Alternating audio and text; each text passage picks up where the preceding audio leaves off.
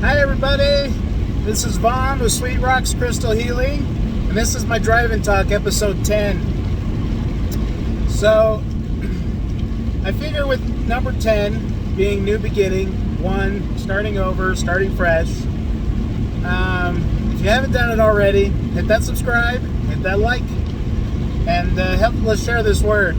So, the whole point of my Drive and Talks, I just kind of want to refresh my audience, is that my Drive and Talk is just a casual chat of open-mindedness, sharing my thoughts and experiences that I've had for the week. I don't share all of my experiences because some of them are pretty spiritual. But I do want to share, blog, and document my journey so that as I look back on my progression of how I have achieved stepping into my sovereignty, I wanted to empower others because I can show them, or at least my goal is that I can show my audience that it's possible. And now is the perfect time to start building anew and start doing something cool and amazing. Like, there's just, energetically, I'm just amazed. I'm empowered. I'm so driven. And I have a clear, focused vision of what I want to achieve. Like, I have it so clear, crystal clear, pun intended, crystal clear vision of what exactly I want to bring into this world and how bright I want to shine. And so these Drive and Talks essentially are just my open chat. I'm sharing my thoughts, I'm sharing my wisdom, in hopes that others that might be feeling what I'm feeling can feel heard, can feel loved, can feel that empathy and compassion that, not everyone's got this perfect, amazing life where they're abundantly living. There's regular people that are just trying to make their way. Just abundant might mean just a happy family with safety and security.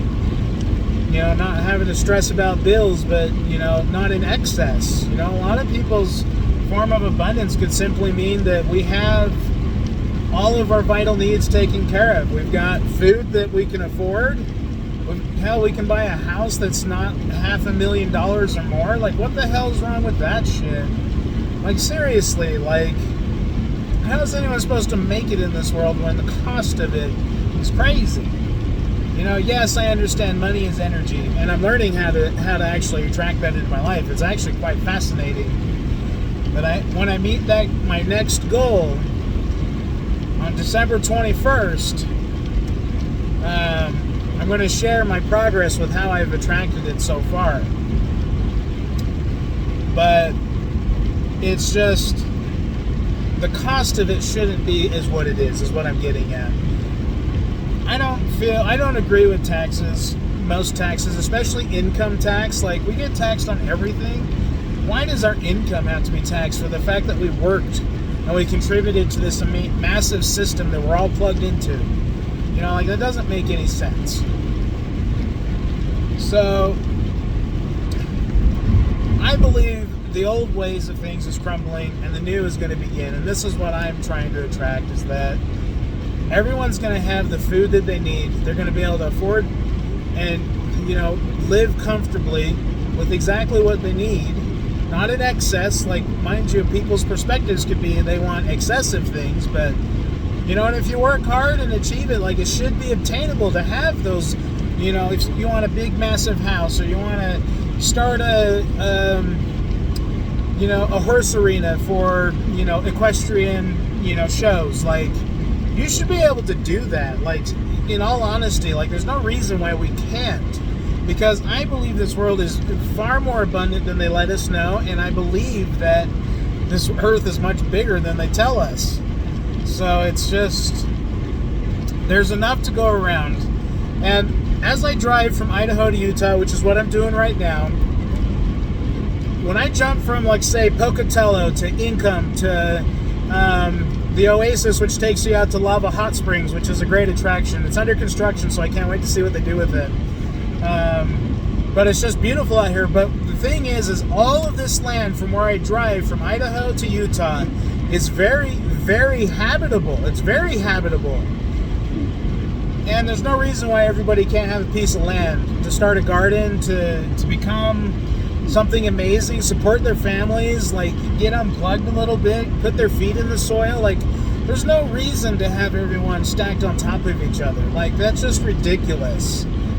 You know, so I believe that there is more than enough to go around. And I think when we all work together for a common good, I think we together, we don't need governing factions. We don't need power systems. Like, sure, a lot of people liked having that structure, and that's okay, but it doesn't need to be so corrupt and so evil and so one-sided. Like, seriously, fairness, justice. Like, I believe that a lot of people act so evil and negative, like, because it stems from things that they may have experienced where they didn't have what they needed. It could be love from a mom. The mom had to go work to support the family, so she was never around. Maybe that situation was the boyfriend wasn't so kind. You know, like, maybe mom was just off, you know, not home ever because she was doing what mom does, you know? Like, what if dad just walks out? You know, like, those kind of things really affect us, and we kind of carry it into our adulthood. And I feel like a lot of these people that lash out and act out, it stems from something, from an unhealed past. And I think that unhealed past lingered because they couldn't get what they needed. Maybe all they needed was someone to talk to that would just listen and validate them. But in our system is like, you know, you got to pay for that almost, because you can't really trust your family if they're the ones causing you the problem. You know, it's just like, it's just interesting when I think about when we work together for a common good and we do it out of love. It's amazing how I can envision everyone having what they need. I mean, I believe med beds are coming out. So for your health, be able to restore things. I hear in Japan they've got this thing where they can regrow teeth, say you've got broken or missing teeth. Like, how cool is that stuff? Say that we can materialize it. Like, say, hey, put me out for 6 hours, and then you wake up and you got a new tooth. Or say you break your arm and it's like you can stay overnight and you got a fixed arm by the morning. You know, like, seriously, how cool would that be to have that kind of availability? I believe it's out there. I've heard and seen some really weird stuff in my research. So I wanted to put it past you that it's out there and it's going to exist. And I hear the talks about it, that it's coming. So bring it on. Like, it's about time that people get what they need. It's so important to just love. And I learned something over my past week. This is why I like doing them, because I come into these awarenesses as I'm doing my meditations, my practices, my crafting. I come into information. And these things are channeled. Like, when they come to me, I'm like, holy cow, what is going on here? And then other people are talking about it too, so it's like collectively we're all plugging in some way. Where am I going with this? Hold on. People are slowing down here for a minute. Oh, look, we got snow today. Cool. So it's 34 degrees now in Idaho. Looks like I need to reduce my speed to 75 because it's getting slushy. And I'm still recording, so if I die, I'm not putting that out there, so I'm not even going to finish what I said. So anyway, what I learned, so Robert Edward Grant has a great quote. It's like, fear is the absence of love. What I learned is that fear is my awareness of it now, and this helps me understand when people are struggling, when I can show compassion in the time that they're actually feeling something miserable. I learned that fear is the illusion of love in a negative way, so without light. So it's like there's a sheet that's over the love. And I feel like fear and love are one and the same, like, because we live in duality, and even if you get into the topic of plurality, you kind of have one or the other. So it's almost like fear helps reinforce love, but love obviously overpowers the fear. So if we can just learn to shift our fears and focus on how we can love it, it's easier said than done. Like, let's be honest here. Like, you know, it's possible. And, you know, the way that I've learned how to embody this is just here and there doing these small acts of kindness. I feel like any kind of thing that we can share gratitude, we can show love in some way. Like, I'm trying to think. Let's say you got a spider in your house. Sure, they're creepy, scary, whatever. Because I was kind of terrified of spiders, I started looking into educating and learning about them and learning about their behaviors and learning about what they actually do. And I learned that spiders are actually great companions to keeping the actually unwanted bugs out. Like, they actually kind of help. However, like you, I don't want them in my house. Unless they're jumping spiders. Those are cool. We definitely love, interacting with those ones. Well, at least my girls do. I'm kind of like, no, but that's fun to watch. I'm glad you guys trust the animal. But it's possible is what I'm getting at, because my girls proved to me that you can work with animals. But I always usher them out so they can be in their environment away from mine. I don't smash them anymore. But that little thing, that little bug that's insignificant now, okay. Now, if you're being swarmed with ants and you're being swarmed with stuff, like, they come in thousands and tens of thousands for a reason. Like, they know that they're destined to be annihilated at some point. Like, they just know that's what may happen. But if you can save them, save them. And if you're afraid of them, learn about them. It's quite fascinating when you can learn about what you're afraid of. And that's what I mean, is that fear is just an illusion of love. It's like the smoke screen covering what love is. It's really not. It's so simple that we kind of overcomplicate it. But anyway, I'm on my drive today. I'm headed to go get my daughter. I'm so excited to get my daughter. Like, when I'm talking about love, when you can see your life and live your life through a child's eye, and even God, Jesus, Yeshua, He did say the kingdom of heaven is likened unto a child. You must become unto a child. I'm paraphrasing. I don't know the scripture. Sorry, guys. I'm not that literate. But I'm paraphrasing. But it's basically you had to be like a child to enter the kingdom of heaven. And in my opinion, why not be playful in your life? Like, kids are playful. They're funny. My daughter is hilarious, by the way. Like, oh my gosh, she brings me so much laughter. And laughter is being so... When you can laugh, that is... Laughter, in my opinion, is being present. When you are laughing, you are so present and in the moment. Like, that is joy. And my children's, they do that for me. And when I bring laughter into myself, and I like to make fun of myself, but I'm just acknowledging that sure, I've had struggles too. But I like to laugh it off now, and it's amazing how that can heal you instantly. We can be offended by something, but we can also laugh it off like it's a joke, and learn from it. So it's laughter and joy. And Yeshua, I've come to understand, was very happy and gleeful. He was always laughing.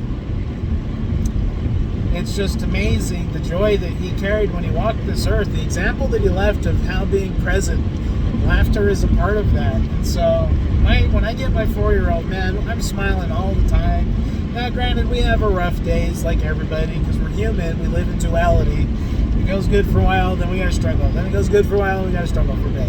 It's just like, that's part of it, the journey of living here and being human. But it's important that we feel all of it. We shouldn't run, we shouldn't fear, we shouldn't... Like, if we're feeling a negative emotion, we just need to feel it and then let it go. We can't hide it, we can't try to solve it. If we felt a certain way, feel it for a minute. Be like, man, I really didn't like how that made me feel. What am I going to do so I can prevent this from happening again? And it might be changing your ways. How am I going to change myself so that I don't attract that kind of attitude into my life? What am I going to do to prevent them from being so triggered? In a healthy way, and be reasonable. Like, seriously, like, some people can get crazy with those things where it's controlling. But just remember when we do this, that it's going to make us feel really good that we're doing it. And if it doesn't make us feel good, we probably shouldn't do it. Okay? Like, we're used to having to learn by pain and suffering, and that time is coming to an end. Let's learn how we can grow from that suffering and learn how to love it. I believe it's possible. I'm a very happy person now, and I've lived a pretty chaotic life. I've had some pretty miserable and stressful times, and when I look back, I'm grateful that I had those experiences because it allows me to have more gratitude for where I'm going now. And I don't think that I could have this much gratitude for everything in my life if I hadn't experienced the lack, if I hadn't experienced the trauma. And I'm not encouraging you to suffer. I'm just saying we can learn from this quicker than we realize. We can learn from it right in the moment when we learn to feel what we're feeling. Because when we can embody that feeling, that's what's going to make us change what happens. We are the creators of our worlds, and we create our reality. We can't avoid our emotions anymore. That's what keeps us trapped. If you ever watch that Disney Pixar movie or DreamWorks movie, Soul, I feel like the animation in that and story in that movie is probably the most accurate depiction of what it means to be sovereign and in your divinely embodied self. We are souls. They literally talk to us how we're connected on an energetic level.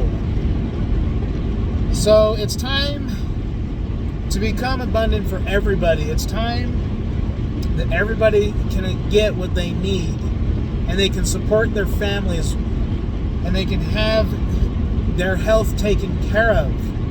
Our bodies want to heal. We just need to be able to give it what it needs. It's time for all that crap to get out. Because as we step into our sovereignty, we're going to start feeling good. And it's important that we can start eating good too.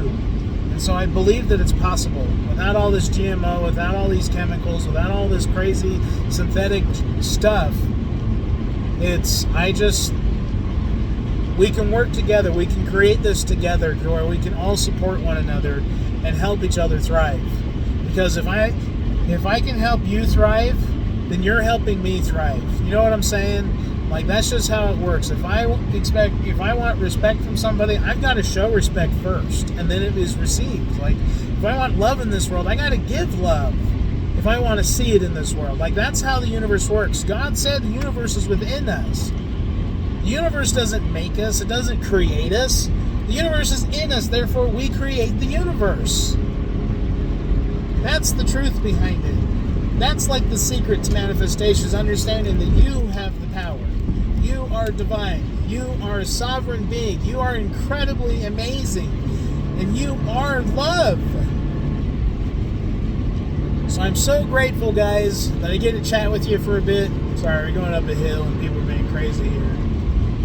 Maybe I should calm my energy down a little bit. Slow. Okay, yeah, that's good. Yeah, everyone calmed down now. Crazy. See what I mean? I shifted my mindset and now everyone stopped being crazy. Like this guy that was tailgating me going up this hill. Like, I'm trying to get over, but this car won't let me, so oh well. But I shifted my mindset and all of a sudden he backed off. It was crazy. But that's what I mean. We create our realities. We create our universe. And what we feed our mind, the more positive we feed our mind, the more joy, the laughter. Hell, comedy stuff is hilarious. Do it. If it makes you laugh, you're in the moment right then and there. That's why comedians are so impactful and influential in our industry, in our media industry. But also comedians have a way of telling their truth. So it's amazing. So I'm not saying go watch comedy. I'm just saying if it makes you laugh, go do it. Like, I love my girls, so I like interacting with them. They bring me joy and laughter, so I'm just like, yeah. You know, I like interacting, like even creating. Like, creation is a big thing in our home because I feel like the creating things is embodying expression. We need to express ourselves. We need to embrace our unique divine soul. And creating something is allowing us to express that in some way, shape, or form. Whether it's music, whether it's painting. For me, it's wire wrapping and jewelry. Interacting with others, sharing my truth. Like, I feel empowered when I can share my truth with people. When I can share my wisdom and my experiences. Like, it's amazing. These talents that everybody has, if we work together, we all have a piece to the greater jigsaw puzzle of everything. So Let's embrace that, because together we can create this world so amazingly colorful and wonderful and beautiful. It's time that we shift our minds from feeling that we need to go to war. It's time that we start learning to love our enemies and understanding why they hurt so much. Why do they hurt? When we can look at why they're hurting, you can empathize with their hurt, because you may have experienced exactly what they've gone through and you healed. And that's what they needed at that time, was the fact to say that, hey, I know you're hurt. I know what you're feeling, and it's okay. It's possible to get over it. You know? That is the power of what we've come from, to empowering what we want to believe. Is that we can share that experience of us, because we will remember what it was like. We'll no longer have to forget and keep repeating things anymore. We will remember what we've been through, and we'll remember where we want to go. So guys,